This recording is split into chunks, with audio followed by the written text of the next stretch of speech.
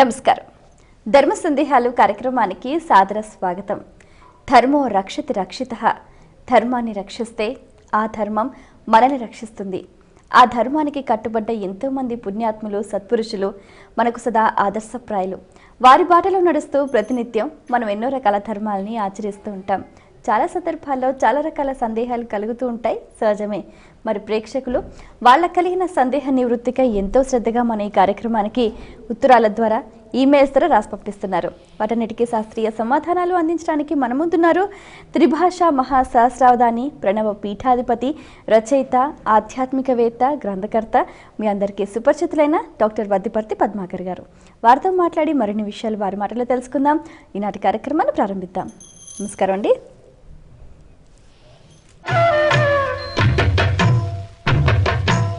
మొదటి ఉత్తరం చూద్దామండి.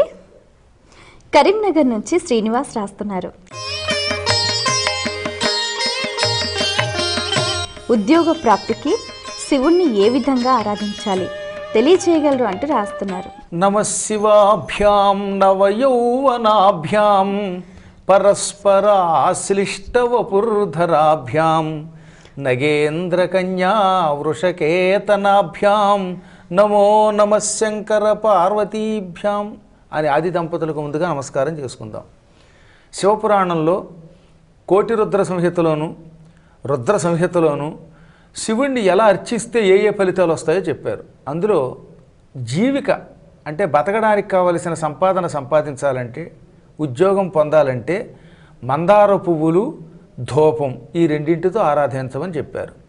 రోజుకు 1000 పువ్వులు చొప్పున 11 రోజుల పాటు 1000 పువ్వులు. ఏం పువ్వులు? మందార పుష్పాలు. ఎర్రగా ఉండే మందార పువ్వులు 1000 తెచ్చి ఇంట్లో పెట్టుకుని వరుసగా 11 రోజుల పాటు రోజు 1000 చొప్పున శివుణ్ణి పూజించాలి. దేంతో?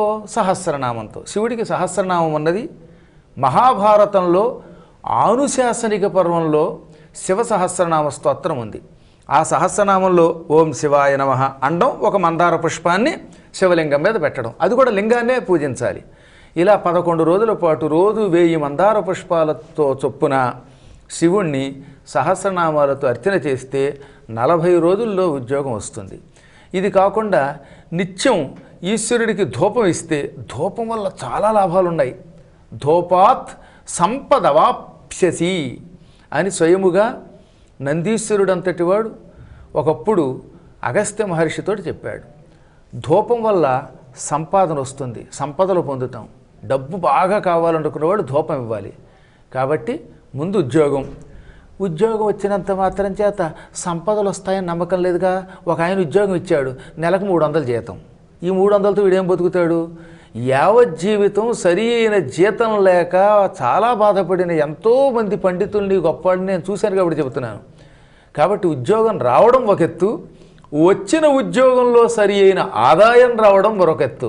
కాబట్టి ఉద్యోగం రావడానికి మందార పుష్పాలతోటి, ఆ ఉద్యోగంలో డబ్బు బాగా సంపాదించాలంటే ధూపంతో ఈశ్వరుని అర్చించాలి. అంటే ఈ 11 రోజులు మందార పుష్పాలతో పూజించిన వెంటనే ధూపుష్టిక్కులు కానీ, సాంబ్రాణి కానీ, లేదా ఏవైనా అగరత్తులు కానీ బాగా వెలిగించి ఎక్కువ పొగ పెట్టాలి.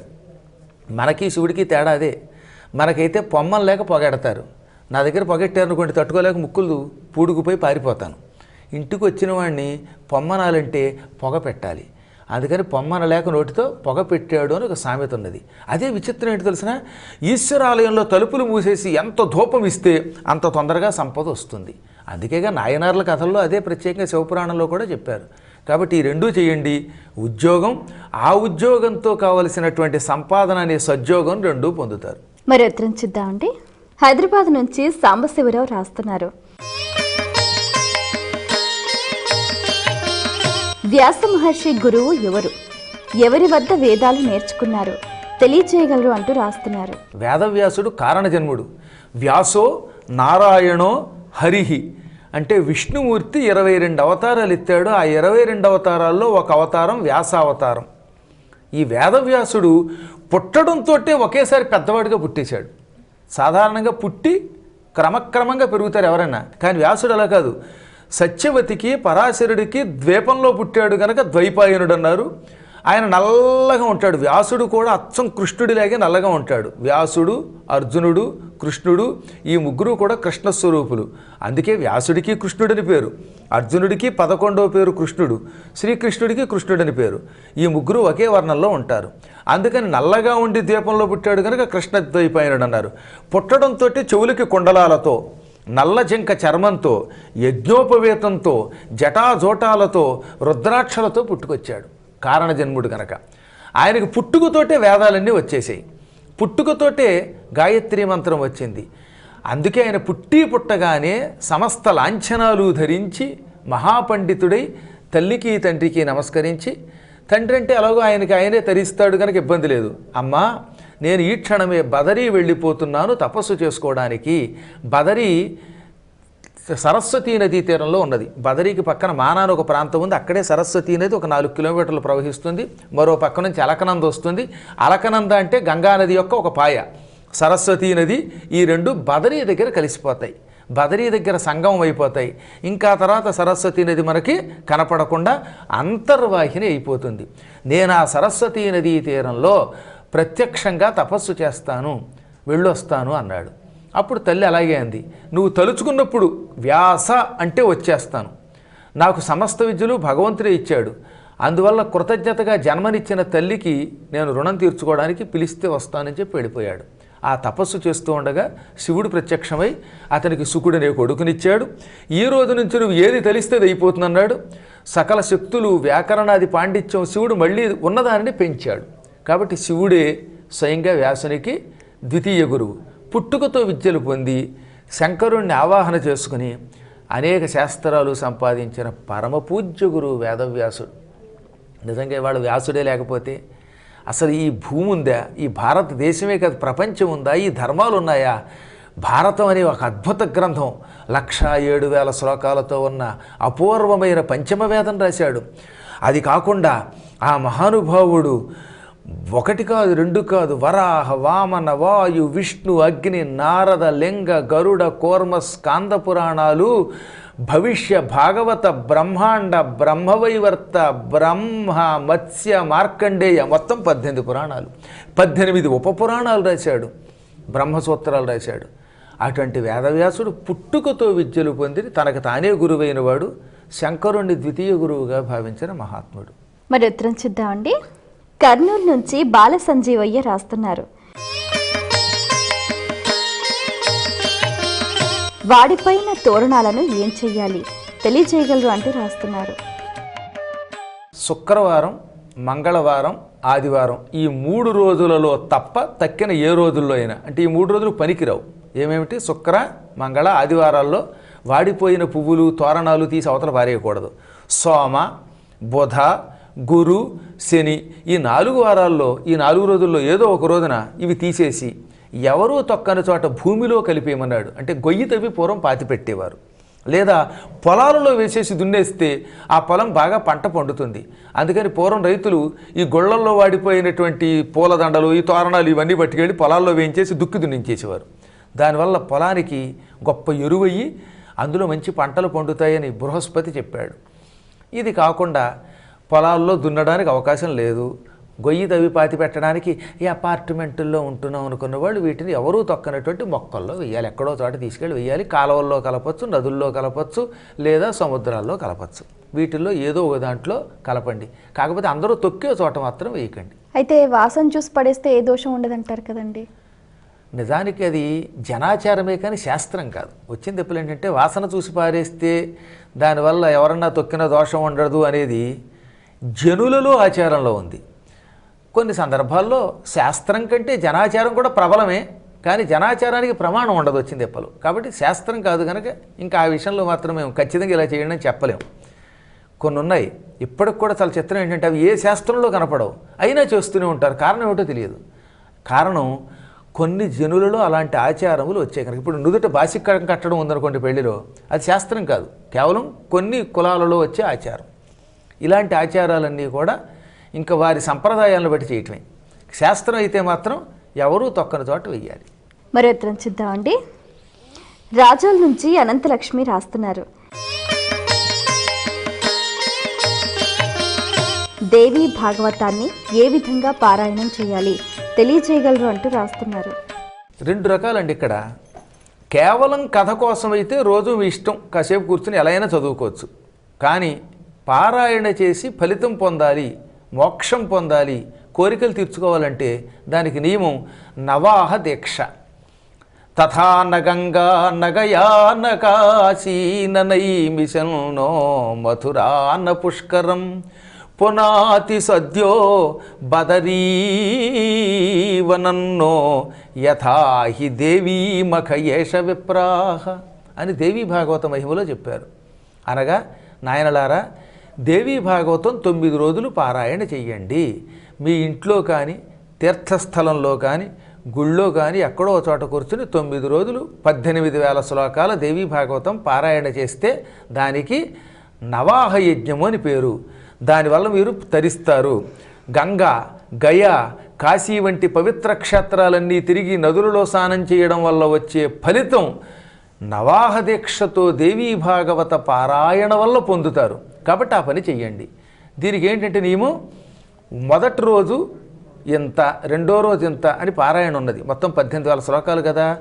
ఆ శ్లోకాలని మొదటి రోజు 1వ స్కంధం పూర్తిగా చదవాలి, రెండో రోజు 3వ స్కంధం సగం వరకు చదవాలి, 4వ రోజు 5వ స్కంధం ప్రారంభ సర్గ వరకు చదవాలి, 5వ రోజు 6వ స్కంధం పూర్తి చేయాలి, 6వ రోజు 8వ స్కంధం వరకు పూర్తి చేయాలి, 7వ రోజు 9వ స్కంధం పూర్తి చేయాలి, 8వ రోజు 10వ స్కంధం పూర్తి చేయాలి, ఆఖరణ 9వ రోజు ఇక 11, 12 స్కంధాలు పూర్తి చేయాలి. ఇది పారాయణ చేసే విధానం.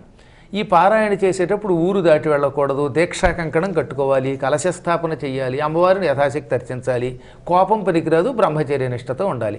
ఇలా 9 రోజులు ఈ పద్ధతిలో పారాయణ చేస్తే ఈ జన్మలో వాడు తప్పక కైవల్యం పొందుతాడు. మా తండ్రి గారు గణపురం అనే ఊళ్ళో గాదిరాజు రామరాజు గారి చేత ఇలాగే పారాయణ చేయించారు. ఆయన యావజ్జీవితం ఎప్పటికి కూడా భాగవతం, దేవి భాగవతం కంఠస్థం చేశాడు ఆయన. అలాంటి వాళ్ళు ఎంతోమంది తరించారు. ఈ దీక్షతో పారాయణ చేయండి. ఇంకా ఏమైనా అనుమానాలు ఉంటే ఒక్క ముక్కలో చెప్పలేం కనుక అటువంటి వాళ్ళకి నేను చక్కగా ఒక కాగితం మీద రాసిస్తాను, దాన్ని వారికి అందజేయండి. మరి ఉత్తరం చూద్దామండి. చిట్టిపాలెం నుంచి సముద్రయ్య రాస్తున్నారు. అన్నప్రాసనలో తొలి ముద్ద ఎవరు తినిపించాలి తెలియచేయగలరు అంటూ రాస్తున్నారు. తండ్రి తల్లి ఇద్దరులో ఎవరైనా సరే మొదటిసారిగా ఆహారం ముట్టించాలి. నోట్లో బంగారపు ఉంగరం తీసుకుని పాయసంలో ఇలా ఉంచి దానిని తల్లి తండ్రి ఇద్దరులో ఎవరైనా సమానం చెప్పారు. మాతృపితృ స్వరూపాలు 2 ఒకటి.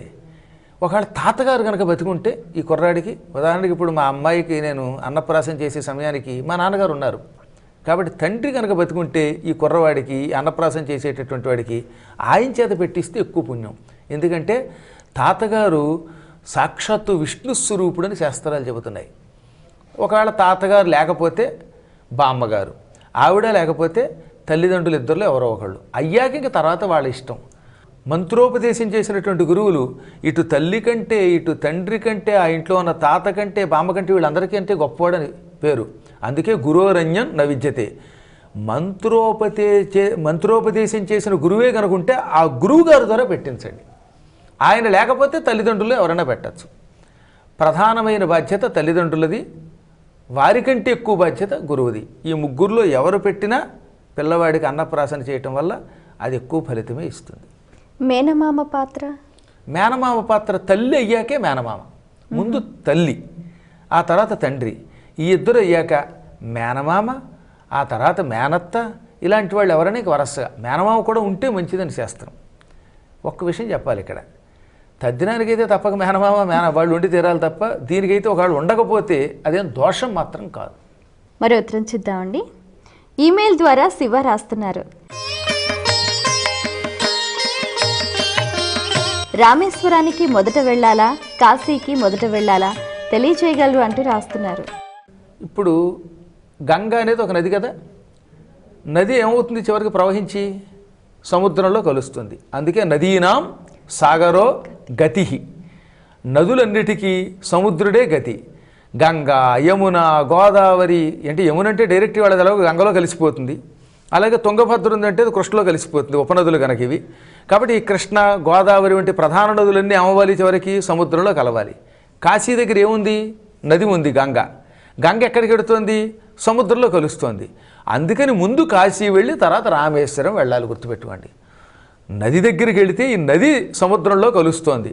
అలాగే ఎప్పుడైనా నదీ తీరంలో కనుక ఏదైనా ఒక గొప్ప స్థలం ఉంటే, ఆధ్యాత్మిక స్థలం లేక జ్యోతిర్లింగం లేదా స్వయంభూ ఆలయం ఉంటే ముందు నది దగ్గరికే వెళ్ళాలి, ఆ తర్వాత సముద్రం దగ్గరికి వెళ్ళాలి. అందుకే రామేశ్వర ఖండంలో స్కాంద పురాణంలో నాయనలారా ముందు కాశీ వెళ్ళండి, అక్కడ విశ్వేశ్వర దర్శనం చేసుకోండి, గంగా స్నానం చేయండి, ఈ కాశీ గంగను ఒక చెంబులో పట్టుకెళ్ళండి, ఈ చెంబులో ఉన్న అంబులు పట్టుకెళ్ళి సముద్రంలో కలపండి. మళ్ళీ కొంతమంది ఏం చేస్తున్నారు, వాళ్ళ తెలివితేటలు ఉపయోగించి ఆ సముద్ర జలం పట్టుకొచ్చి మళ్ళీ గంగలో కలుపుతున్నారు. సముద్ర జలం ఎప్పుడూ డైరెక్ట్గా గంగలో కలవకూడదు. సముద్రం ఆవిరయ్యి అది మేఘమయ్యి ఆ మేఘం వచ్చి మళ్ళీ భూమి మీద పడి నదిగా మారాలి తప్ప సరాసరి సముద్రాన్ని నదిలో కలపకూడదు. కాబట్టి కాశీకే వెళ్ళండి ముందు, అక్కడ గంగని పట్టుకెళ్ళి రామేశ్వరంలో సముద్రంలోనే కలపండి. మళ్ళీ రామేశ్వర సముద్ర జలాన్ని మాత్రం కాశీ గంగలో కలపకండి. ఇదే శాస్త్రం. మరో ఉత్తరం చూద్దామండి. కాగజ్ నగర్ నుంచి కరుణాకర్ రాస్తున్నారు. అర్చకులకు చుట్టాలైన వారు మరణిస్తే ఆ శౌచం ఎన్ని రోజులుంటుంది తెలియజేయగలరు అటు రాస్తున్నారు. అర్చకులకి ఇంటి పేరిటి వాళ్ళు పోతే 11 రోజులతోటి మైలు అయిపోతుంది. ఏ ఇంటి పేరిటి వాళ్ళైనా దగ్గర బంధువులు అయితే వాళ్ళు అలాంటి వాళ్ళకి 11 రోజులతో మైల శుద్ధి. ఇంకా తర్వాత వాళ్ళకి ఏ విధమైనటువంటి అశౌచం ఉండదు. ఇంకా రెండవది గొప్ప విషయం చెప్పాలి ఇక్కడ. ఒక అర్చకుడికి తల్లి పోయిందనుకుందాం, అదే సాధారణ ప్రాణులకి అంటే నేనున్నాను అనుకుందాం, మా అమ్మగారు మొన్న జూన్లో పోయారు. మామూలుగా అయితే నాకు 6 నెలల దాకా సూతకం ఉంటుంది. తల్లి పోతే 6 నెలలు, తండ్రి పోతే ఏమవుతుంది? సంవత్సరం. దాన్ని ఏమంటారు? సంవత్సర సూతకము అంటాం. సూతకం అంటే మైల. సంవత్సర సూతకం లేక ఏటి సూతకం, ఒక ఏడాది. తండ్రికి ఏడాది, తల్లికి 6 నెలలు. అది నేను పీఠాధిపతిని కదా, నాకు పీఠం ఉంది, దాంట్లో నేను పూజ చెయ్యాలి. అందుకని అర్చకాన్ పరిచారాంశ్చ యతీన్ జ్ఞానినాంశ్చైవ, జ్ఞానులకు యతులకు పీఠాధిపతులకు అర్చకులకు సూతకం లేదు పొమ్మన్నారు. అందుకే వాళ్ళు 11వ రోజు తల్లిపోయాక శుద్ధి అయ్యాక అభిషేకాలు అన్ని పూజలు చేయొచ్చు. అది మీరైతే మిగతా వాళ్ళు చేయటానికి లేదు. అలాగే తండ్రి పోతే ఏడాది దాకా ఆగక్కర్లా, 11 రోజుల తర్వాత మళ్ళీ యథాప్రకారంగా మహానైవేద్యం పెట్టచ్చు. అందువల్ల అర్చకులకి తల్లి తండ్రి పోయినా ఇంకా తక్కిన ఎక్కువ కాలం సూతకం ఉండదు. 11 రోజులతోటి శుద్ధి అయిపోయి వాళ్ళు మళ్ళీ కార్యక్రమాలు చేసుకోవచ్చు. ఇంక ఇంటి పేరిటి వాళ్ళు పోతే మాత్రం వాళ్ళతో బంధుత్వం దగ్గర ఉంటే తెలియని వాళ్ళు ఎక్కడో బోల్డెని మంది ఉంటారు ఇంటి పేరిటి వాళ్ళు. వాళ్ళందరూ మనకేం తెలుస్తారు. కానీ ఇళ్లల్లో దగ్గరగా ఏ బాబాయ్యల పిల్లలో బాబాయ్యలో లేకపోతే అన్నదమ్ముల పిల్లలో ఇలాంటి వాళ్ళు పోయినప్పుడు మాత్రం తెలిస్తే మాత్రం 11 రోజుల వరకు మైలో ఉంటుంది. చాలా సంతోషం అండి. మీ అమూల్యమైన సమయాన్ని కేటాయించి మా ప్రేక్షకుల ధర్మ సందేహాలకు శాస్త్రీయ సమాధానాలు అందించినందుకు ధన్యవాదాలు. వీక్షించారు కదండి, ఇది ఇవాల్టి మన ధర్మ సందేహాలు కార్యక్రమం. మీకు కూడా ఏవైనా ఆధ్యాత్మిక ధర్మ సందేహాలు కలిగితే మా ఈ కార్యక్రమానికి మీ సందేహాల్ని క్లుప్తంగా సూటిగా స్పష్టంగా పోస్ట్ కార్డ్పై లేదా ఈమెయిల్స్ ద్వారా రాసి పంపించండి. మా చిరునామా ధర్మ సందేహాలు, కేర్ ఆఫ్ భక్తి TV, road number 92, Jubilee hills, Hyderabad 5,96,000. మా ఈమెయిల్ ఐడి bhakti@gmail.com. మరో కార్యక్రమంలో మీ సందేహాలు మా పండితుల సమాధానాలతో మళ్ళీ కలుసుకుందాం. అంతవరకు సెలవు. నమస్కారం.